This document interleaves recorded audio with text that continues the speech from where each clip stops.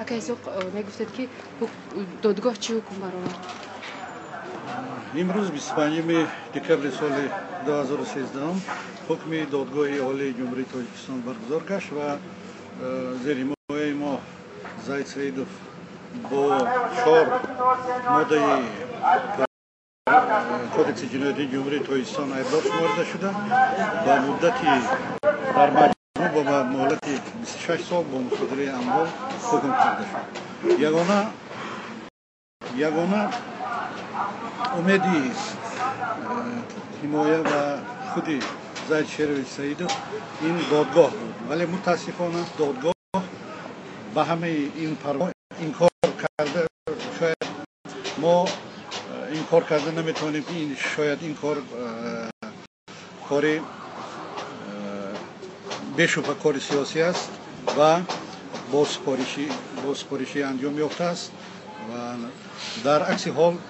زاید شیرویچ باید با همه این عیب‌ها سفید کرده میشه، ولی متاسفانه در نوبت خود سود با اون جنایت‌هایی که یک قطار جنایت‌هایی که دلیل کافی نداشتند به تفتیشات ایلاگی فرستادند، ولی با همین ناکفایی دلیل‌ها با یعنی دیگر جنایت‌ها او را عیبدار شمرده به این مهلت سنگین یعنی حکم کردند و ما به هیچ وجه به این حکم راضی شده نمیتوانیم و ما از روی این حکم شکایت کاساسیونی میاریم و تا به آخر با این بی‌عدالتی دادگاه مبارزه خواهیم داشت. از روی کدام ماده ها یعنی حکم برآمد؟ حکم از روی ماده 319 قسم 3 با مهلت 19 سال حکم کرده شد و با 319 ماده 319 138 قسم 3 247 قسم 4